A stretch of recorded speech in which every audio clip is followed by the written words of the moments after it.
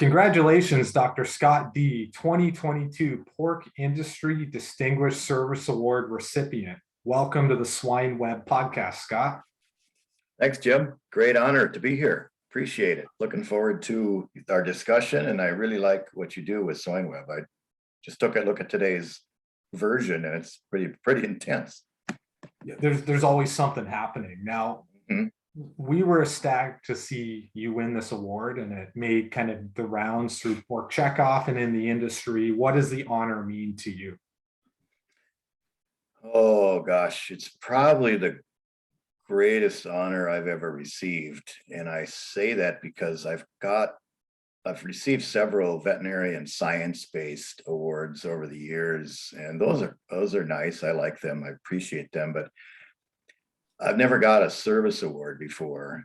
And so to me, the veterinarian science awards, they come from the brain and they fuel the ego.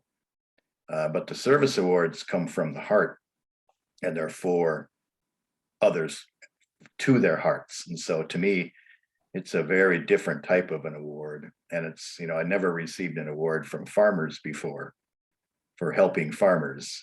That's kind of why I got it.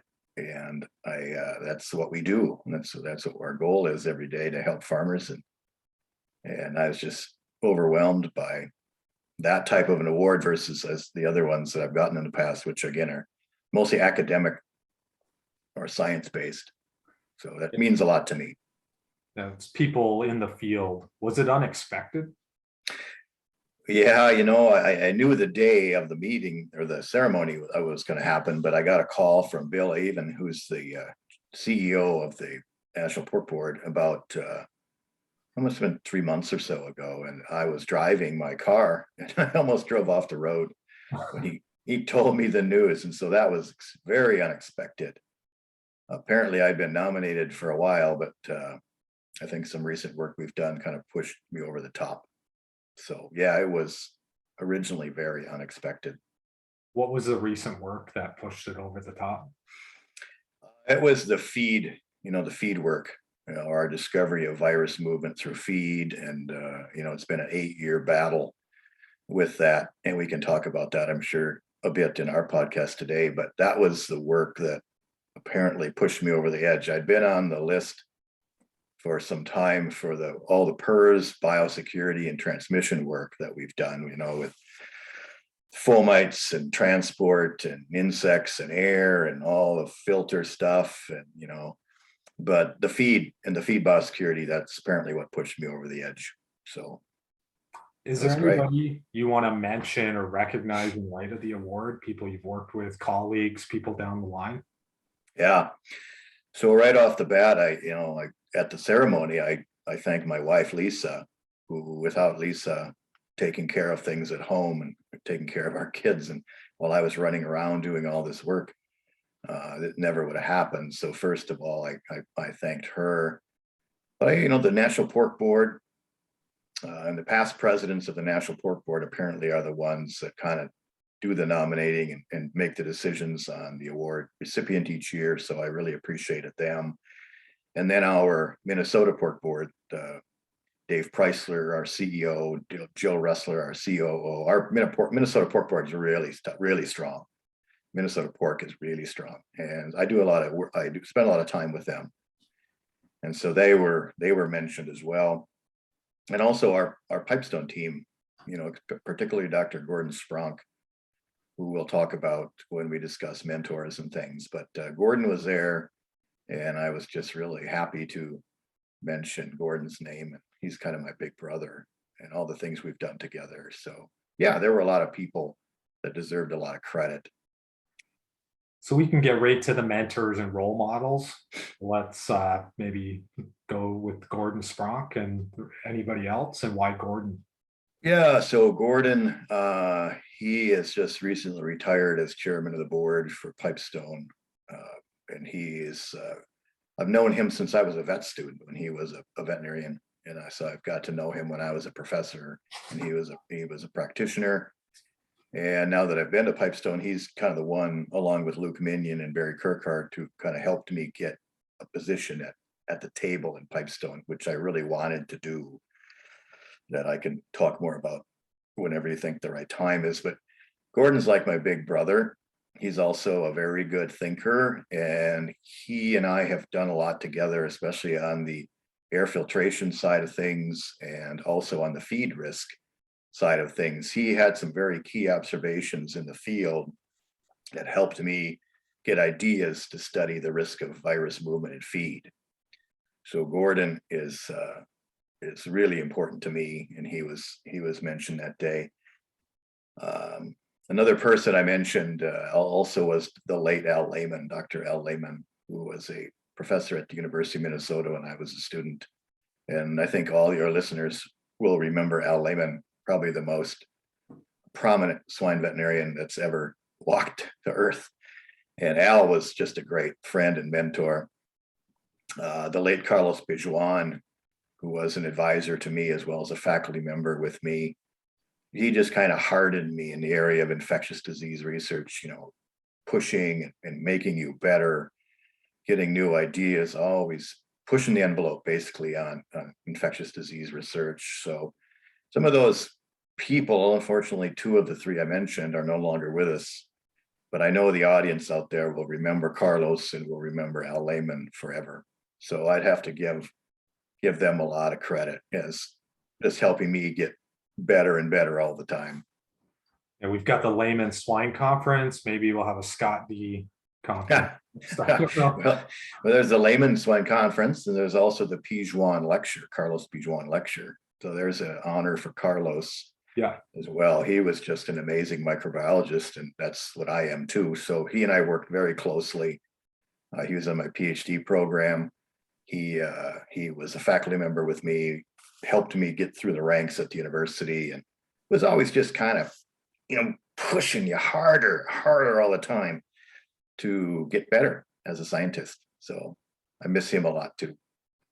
So what's your story? I know 1983, you were accepted in the University of Minnesota College of Veterinary Medicine. Talk about your journey from there to present day.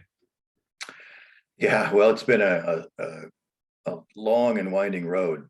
You see, I like the Beatles. You can see them in the background, but I'm not from an agricultural background at all. I'm from a city, and I grew up wanting to be a vet since I was 5.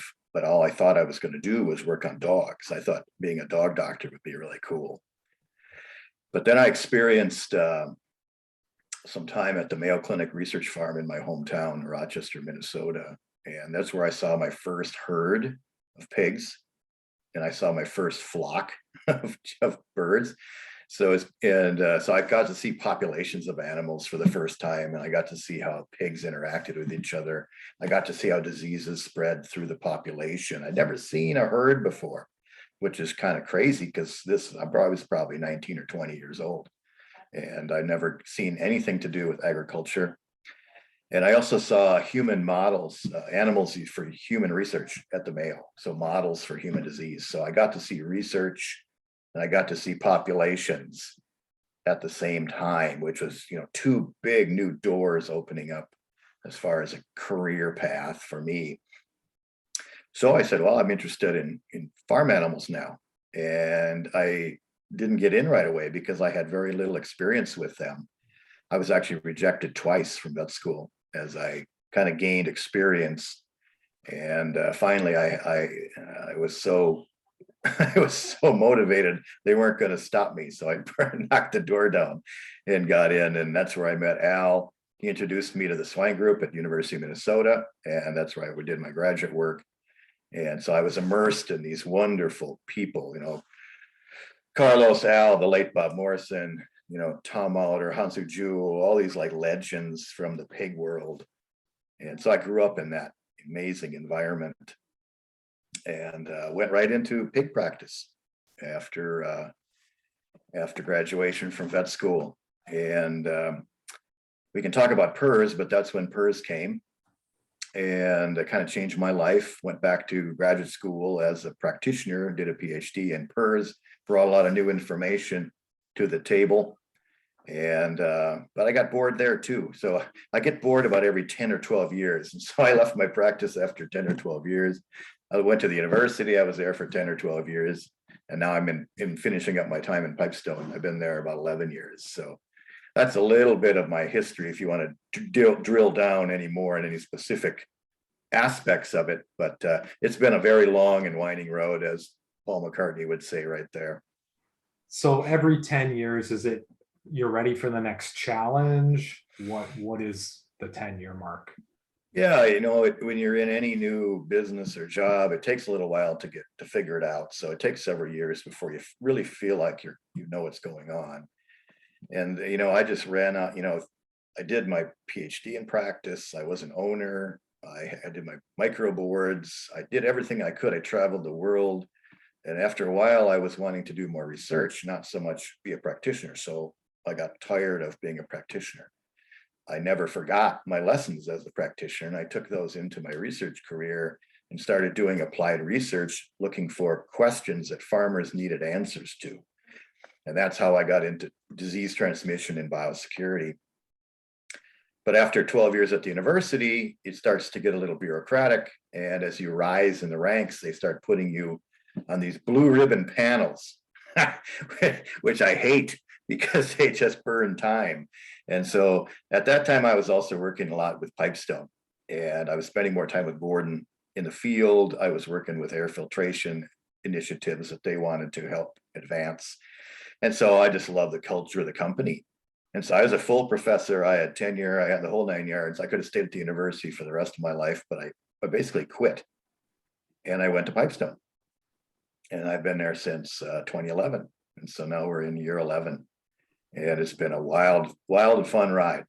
So that's kind of what changes me, at least. After a while, I've kind of jumped over all the hoops or jumped through the hoops, and it's time to do something new.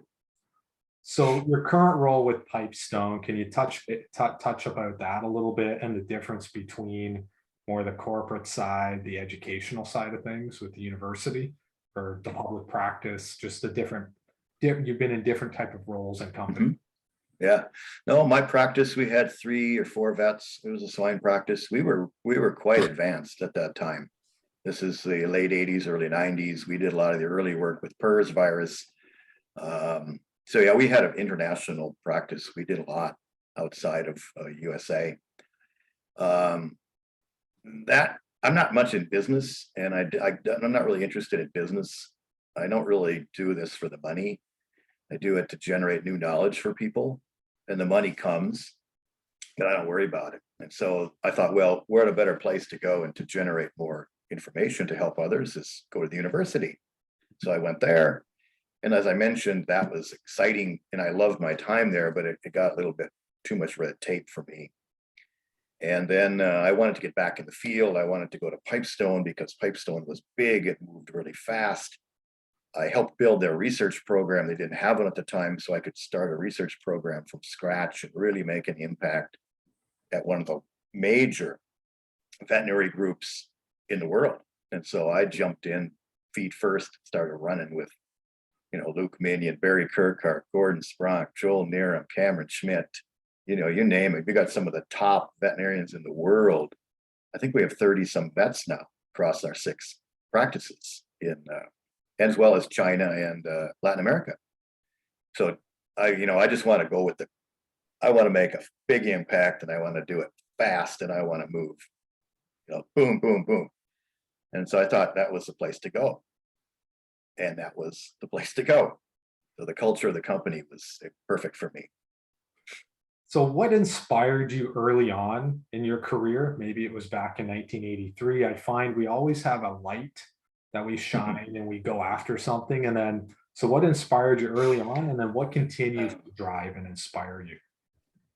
Yeah, so when PRRS first came to light, speaking of lights, nobody knew what it was. So this is like 1988. I just got out of vet school. 87 is when I graduated. 88, 89 PRRS. It was called mystery swine disease back then because nobody knew what it was.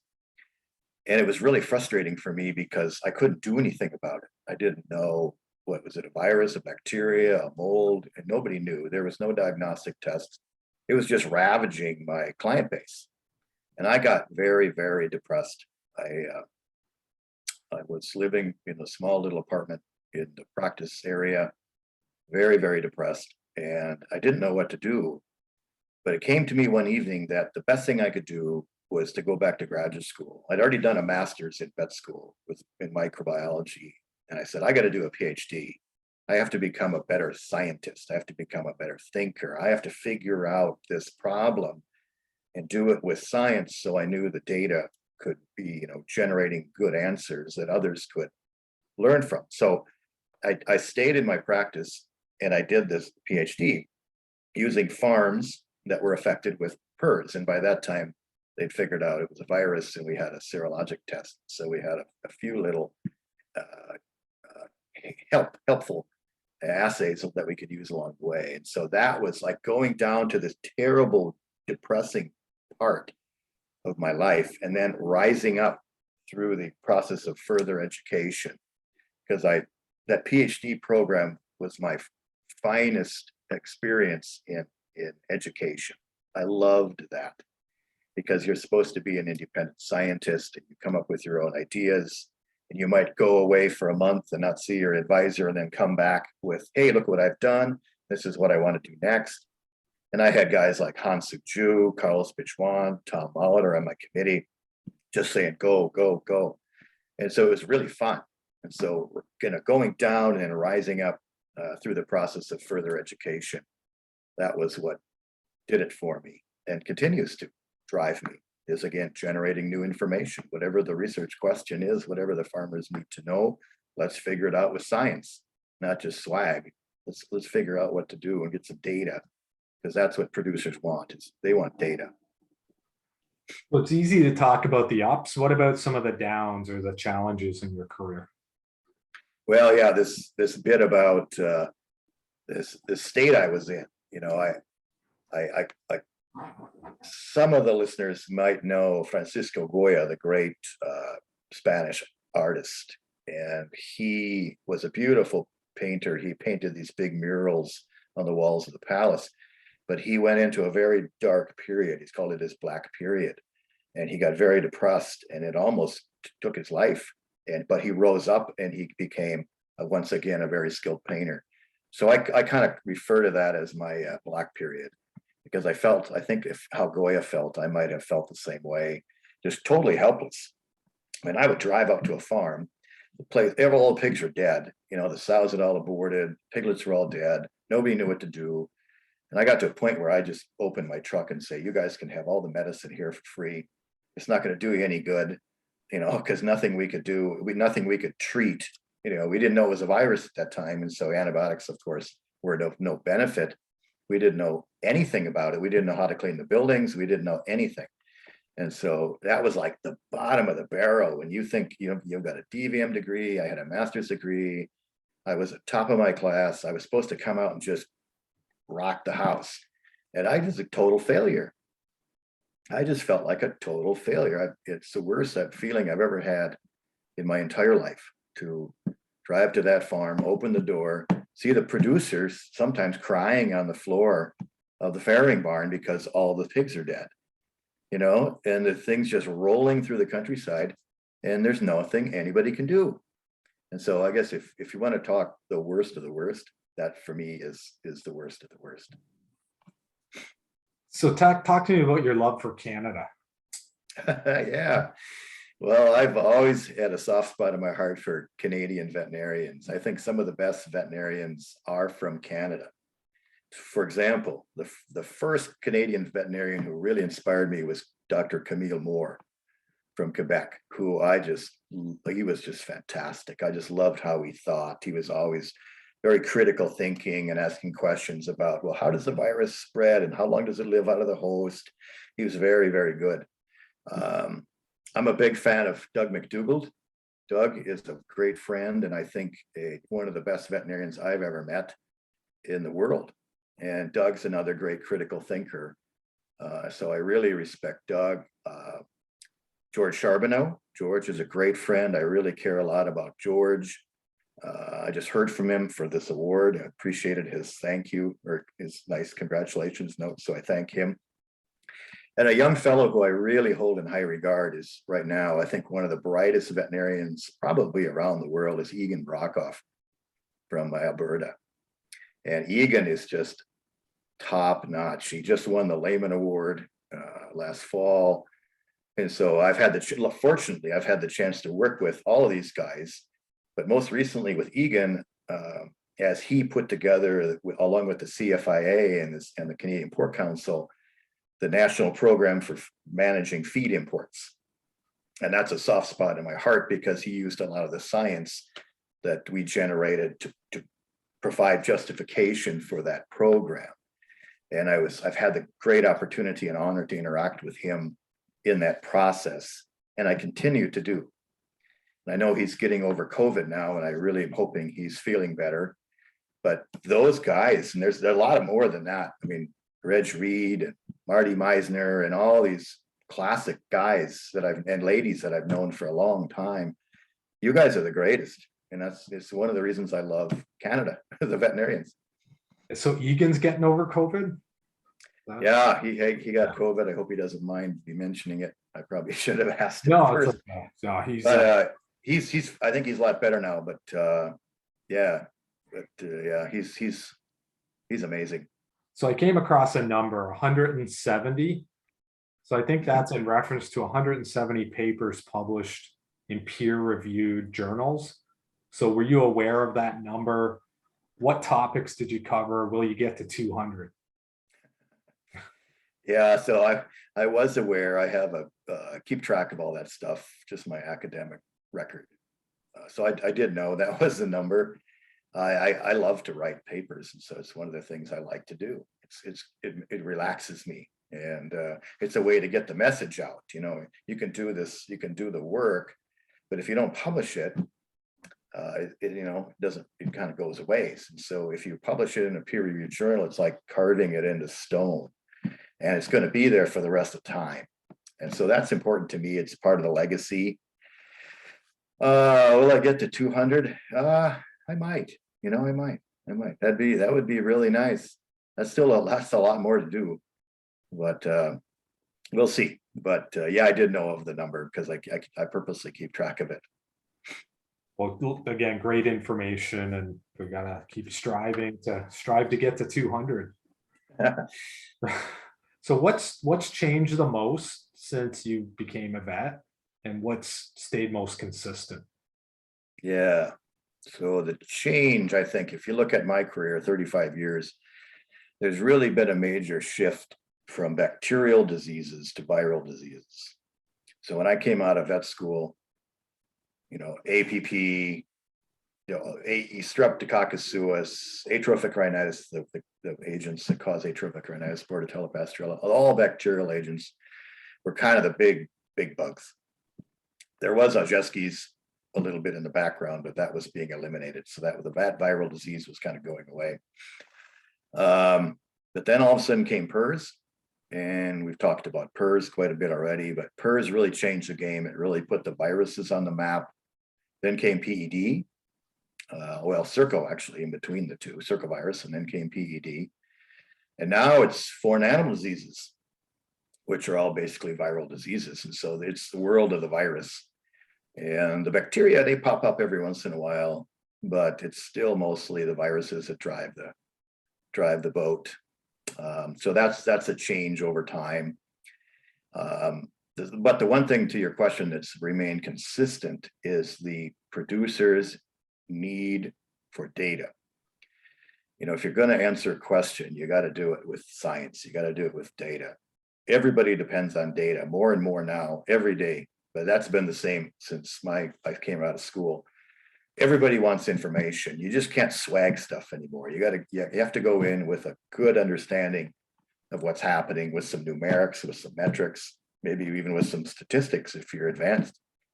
But just the day-to-day dependence on data to make decisions, accurate data for accurate decision making, that's never changed, and it'll never change. Can you talk about your efforts as the chair of the admissions committee at the University of Minnesota College of Vet Medicine? Yeah, that's one of my favorite topics. So as I mentioned, I was rejected 2 times to get into Minnesota. And the admissions process at the time was basically all grades. There was a little bit of space on the application to write what you've done, but hardly any emphasis at all on anything other than GPA. Yeah. And I had a good GPA, but you know, I wasn't a 4.0 student. And so I kept missing the mark by just fractions. So when I came to the university, I said, one of the things I'm going to do is I'm going to get on the admissions committee, and I'm going to become the chairman of the admissions committee, and I'm going to change the process. And so working with the associate dean of academics at the time, Dr. Laura Molgard, who's now the actual dean at the University of Minnesota, so congratulations to Laura. We sat down together and figured out a new program of admissions that was balanced with academics, experiential learning, and we had an interview to look at if students had certain non-teachable competencies known to be necessary for success in vet med. So instead of everything relying on your GPA and letting the computer make all the decisions, we actually set up this cognitive section, the experiential section where the student has a lot of opportunity to explain what they've done. And we get to understand if they really know what they're getting into. And then we have interviews with the students to kind of see if they've got certain skills that are difficult to teach. They're kind of born with them or they grow up with them, you know, conflict management, confidence, communication skills, etc. And so we put that in play, and it's still there. It's still running. And it's, I think, just the best way to look at students as far as whether do they really know what they're doing? Are they smart? And can they talk to people? And now it's a much more balanced, well-rounded way of selecting students. And it was kind of a model for other vet schools to use. And some of them tried it, but a lot of them quit because it's a lot of work.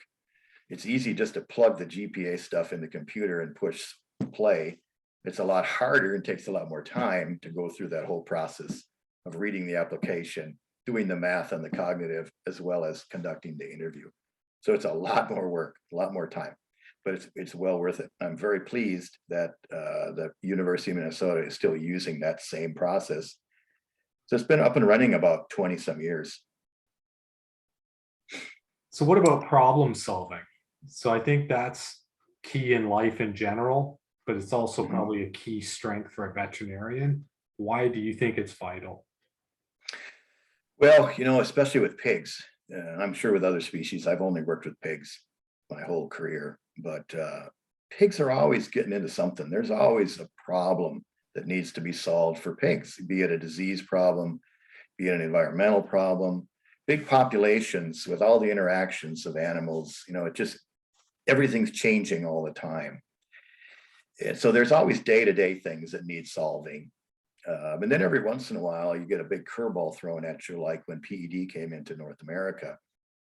Then you're really in the problem-solving mode then, because like with PRRS, we didn't know what it was. PED, we didn't really know what it was for a while, but we figured it out. And between US and Canada, we've made a lot of progress in understanding the epidemiology of the virus. And so you got to be a problem solver when you go on a farm, because the producer is not going to just want to sit around and talk about the baseball team. He or she's going to have issues that they want to talk to you about, and they're going to, you know, need advice, or maybe even, you know, some digging in, some diagnostics, some problem solving. So good veterinarians are good problem solvers for sure. Because if you're not good at that, you're probably not going to be a very successful swine veterinarian. So problem solving first, ball game, chat second. Yeah, probably good order. Let's talk about the problems first, and then we'll talk about the recreational side of life, but which is always fun at the farm too, because you catch up on the family and everything and how their kids are doing, and how, you know, it's a nice way to kind of balance out the visit. It's not all just intensity. It's also a lot of personality time too. But I think it's great because people run their hog operation, and there's lots of stuff that happens, and they're needing to talk to the experts like yourself. So, you know, addressing that, you know, is kind of the key focal point, much like regular people going to the doctor, they might go with 3 things to talk about. Now, what about your intuition? So you have a good intuition to test ideas and design projects to solve industry problems. Do you have some examples to share? Probably the most recent example was PED. When PED came, nobody really knew how it moved around, but there was some thought that it was coming through feed. And the Canadian veterinarians, such as Dr. McDougall, figured out that it was, one way of moving it around was in the porcine plasma feed products. And he, that was a big discovery. I discovered PED moved around in plant protein, so animal feed, independent of plasma. So plasma was one way it could move, but I figured out it could go through the feed. And basically how that happened was we have all these really good field vets. I've named several of them already. And it was about January of 2014. We had, I think in a couple of days, we had about 7 farms break with PED. These are really secure farms. They were very isolated in some places. They were air filtered. They had a biosecurity on steroids, but they all got PED in a couple of days. And the one thing that was consistent amongst those farms was they all had a feed outage, and they got feed from different mills. It wasn't always just from one mill, but they had one bin. Each of those farms had one bin that had been empty and had been refilled. And then the sows that were eating that feed from that bin were the index cases of PED on the farm. So I looked at that and I said, well, how do we prove that? And one way was just grab some feed. But to me, just taking a couple of kilograms of feed from a big tonnage is not very representative. So what I figured out, I guess, to your question on intuition, is would it make more sense to look inside the bin that was feeding these index cases and actually try to take a sample of the feed dust from that feed delivery that was now all gone? The sows had eaten it all. The bin was still empty. And how best to get some of that dust from inside these big bins? And so I think, well, I took a long pole and I put a paint roller on the other end.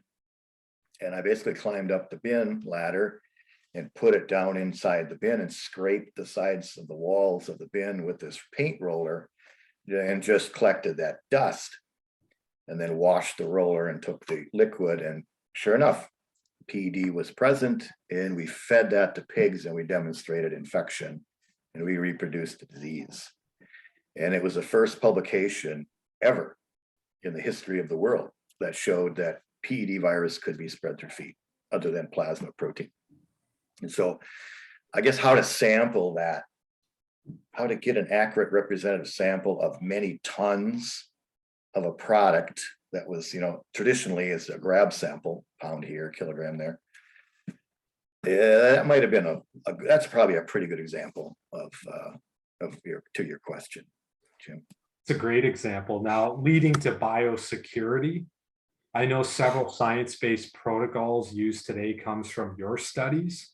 Can you elaborate on this? Yeah, so this goes back to being a practitioner. So when I was in practice, just coming out of school, I'd always look for, why are we doing this? Why are we taking a shower? Why are we washing our truck? Why are we, bringing supplies in? Why are we doing all these things? Do they really work? And so I did a number of, when I was, especially at the university, I did a lot of studies with PRRS virus looking at, well, does it survive in trucks? Can dirty trucks infect pigs? Well, yes, it could. Can you walk it around on your boots? And if you got snow in your vehicle, can you move it around from place to place in the virus? Yeah, you could. Does it go in the air? That was a hard one because we tested many strains of PRRS that were not airborne. We finally found one, PRRS 184, that was a very aerosolized virus, and we proved that virus could, go out. I think it was like 9 kilometers in some of the papers. So we proved airborne transmission, and that led to air filtration, and which I learned from the French. I went over to Brittany in France and studied the air filtration systems of France, which were positive pressure HEPA filter, which would never work in North America's on the large scale because that's too expensive. And so we developed a negative pressure, lower cost air filtration system that we use at Pipestone across all our cell farms, and that's been published and it's used all around, especially in North America. So a lot of the work I have done has turned into protocols that people use for just that: supply entry, transport sanitation, air filtration, and now feed biosecurity. What are we doing about the risk of feed? So yeah, my whole career has really been based on transmission and biosecurity. So how does a disease spread and what do you do about it? What can you tell the farmer? This is what you need to do today to stop this virus from coming in. So that's kind of where that all came from. Is this award the pinnacle of your career, or what's next to accomplish? This is the best award I've ever received. And as I mentioned, this because it's from farmers and it's a service award for helping, and they're saying thank you. And that's really, really touching to me. I'm kind of a passionate guy. So that's like, oh boy, that's really nice. So I'd have to say yes right now. The other thing that we just did that I'm really proud of, this year's been a good year for me besides this award. We also just published a special issue on the risk of feed for virus movement. The first time it's ever been published in a special issue through a journal called Transboundary and Emerging Diseases.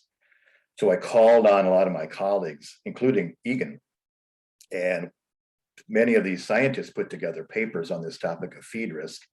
And Gordon and I guest edited it and we wrote it up and it's published now. So there's like 16 brand new studies on feed risk in a special issue, which is a big deal because it's the first time that that topic had ever received that level of scrutiny and acceptance from the scientific community. So those two things this year have really made 2022 set it off to a good start. But so yeah, I'm feeling pretty good about things.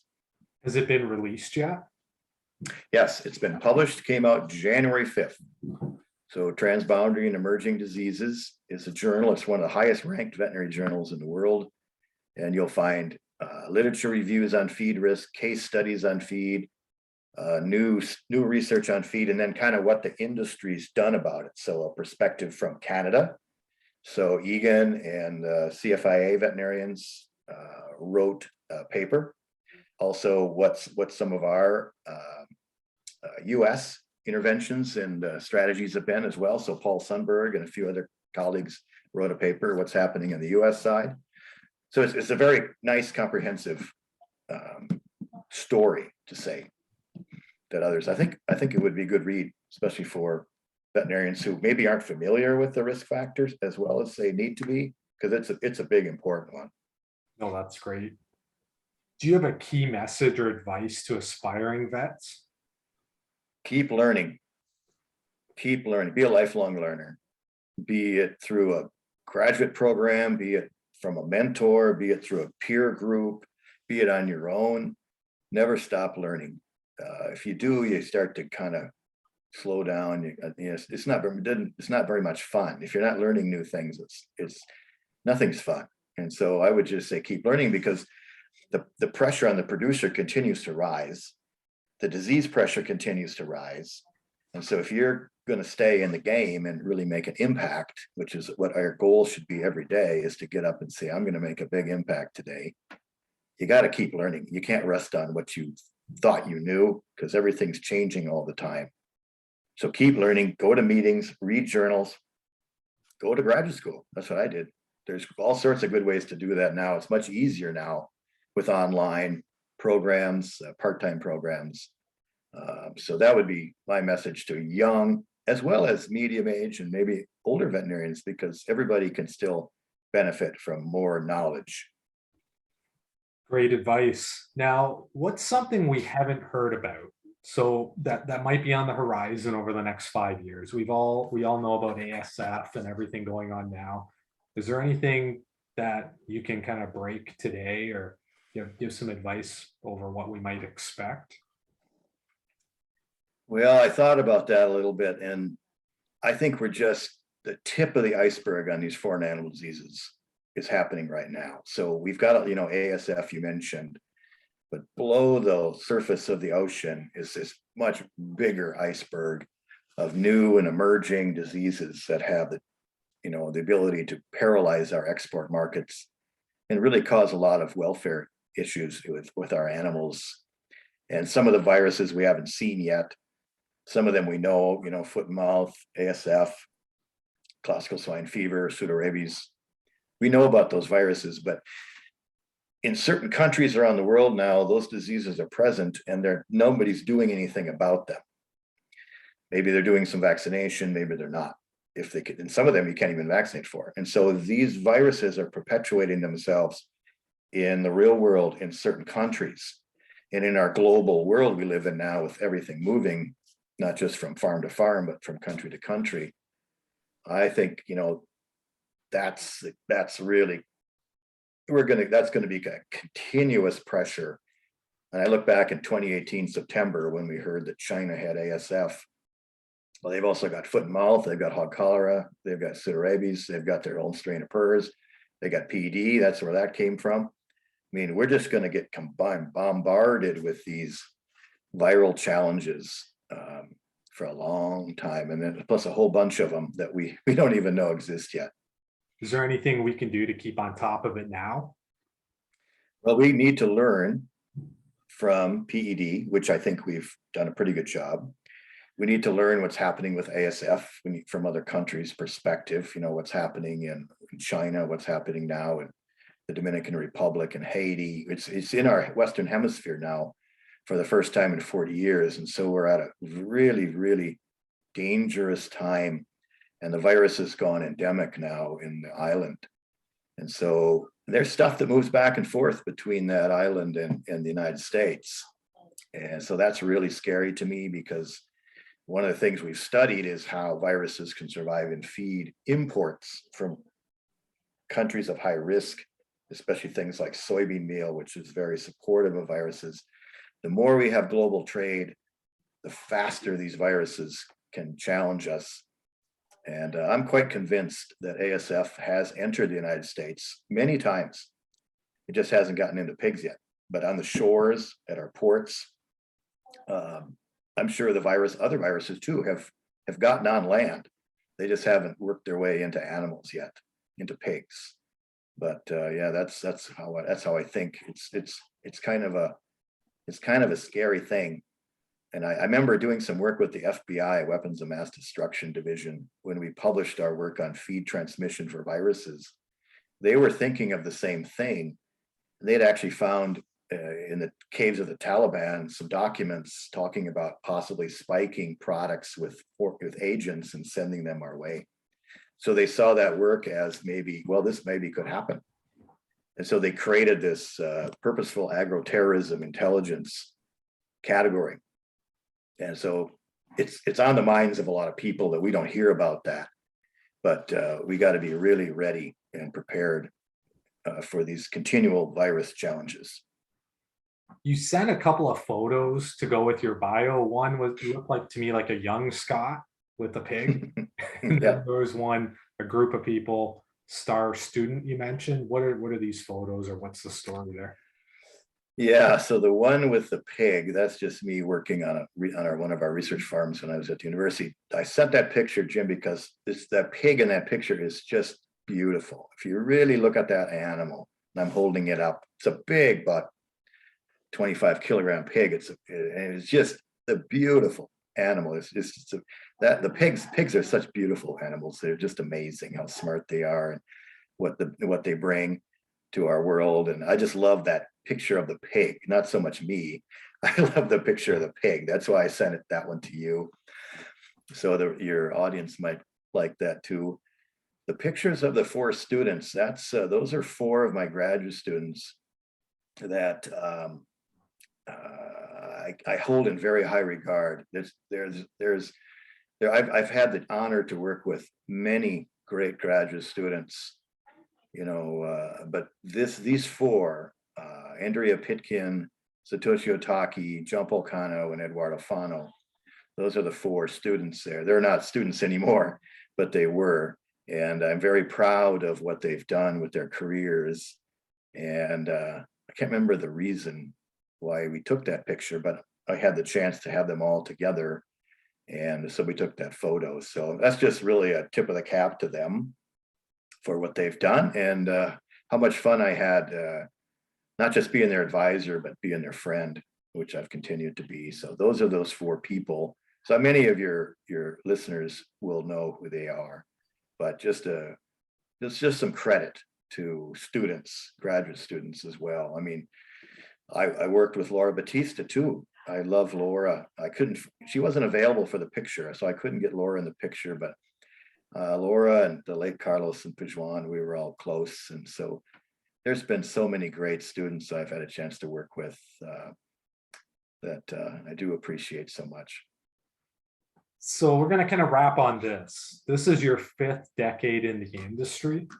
So I'm just going to kind of list each decade. And if there's one key point that stands out, maybe let me know. What about 1980s? First of all, it's kind of I'm probably, I'm getting up there in years, aren't I, Jim? My 5th decade. I think I'm still going to say you're 30. Yeah, 30. Yeah, well, I'm 63, actually going on 36, so that's close enough. Going in the right Okay, direction. This is a great question. I had to think about this for a little bit. So 1980s, clearly, that's the advent of mystery swine disease in the late 80s. So right when I came out of school, boom, into the pot I fell, into the fire. And so mystery swine disease, at that time, we didn't know what it was. I went through that story earlier. So that would be my example in the 80s of the emergence of a new disease. Nobody had a clue what it was.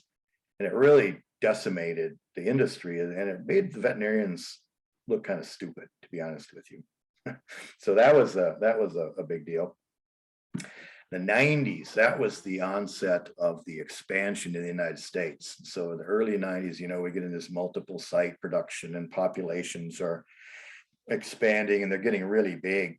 Because when I came out in 87, everything was one site, fair to finish, and you had maybe a 500 cell farm, and that was a big unit. Well, now you know what happened. And that was an interesting time. But what was really interesting to me was what it allowed PERS to do.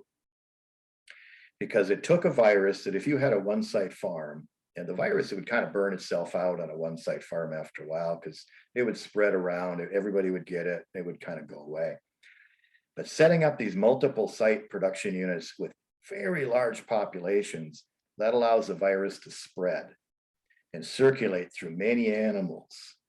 And so if you let PERS virus circulate through pigs, it's going to change, it's going to mutate. And that's what PERS virus does very, very well. It mutates, and every once in a while, it mutates enough where a new variant pops up, and all of a sudden it's, like a bomb went off. And so, about every 6 to 8 years, PERS virus, a new variant will come about. Well, that's really the 90s. By changing the way we raised pigs and the size of the herds, that allowed the viruses to do those things. So that was my answer for the 90s. The 2000, that was clearly the age of air filtration for me. That's in 2004, I went to France and I visited Brittany, as I mentioned, and I brought back the idea from the French, so I give them credit, but I brought back the idea that, hey, we should do this because, we're getting new viruses, PERS virus. Every year we get a new strain, but we had a great, everything was being done correctly on the mechanical side, the transport, people entry, supply entry, but new strains were coming in, and they were coming in through the air. So that's when the US really adapted to air filtration. The 2010s, that's a couple things came to mind. That was the PED and the feed time. So 2014, that was a big deal because that changed the whole ball game on how we deal with feed. Now it's changed human behavior, really. I've never seen anything change human behavior as much as the potential for feed to serve as a vehicle for virus transmission. So now when we move feed from country to country or from farm to farm, it's like moving breeding stock. And that's what happens to Canada and in the United States. When we bring feed in from other countries, there's certification, there's auditing at the manufacturing plant, it goes into quarantine holding areas, and then it was released. And so we never used to do that. That really changed the game. And that's what the feed work did. The other thing that's really changed was 2018, September, when ASF was announced in China. So I think there were 2 key events in the 2010s decade. And finally, the 2020s, that's ASF in the Western Hemisphere. And we're just getting into that now. But now, for the first time in 40 years, we've got the world's worst pig virus, as Gordon Sprunk will say, because it kills almost every animal it infects right in our back door. That's about 800 miles off the coast of Florida. So things have really changed there because of ASF in the Western Hemisphere. So I think those would be my answers for you, Jim. I really like that question. Thanks for making me think a little bit about it. Yeah, I know we got to think outside the box and really try to nail down things that we haven't talked about. So we're always trying to come up with an edge there on what to ask guests and challenge people with their thoughts. Congratulations again, Scott. You know, well deserved. The industry's lucky to have you, and we're lucky to have you today. Well, I appreciate it. This has been really fun, and I hope you get some good feedback on it from your listeners. Hopefully it's one of the best ones they've heard, but you have such an eclectic portfolio of topics in your letter every day that it's just an honor to be part of this one. Well, thank you again, and let's get to 200 papers. All right, I got one I know I can work on right now, so I'll get to it. And yeah, thank you again, Scott. Thank you very much.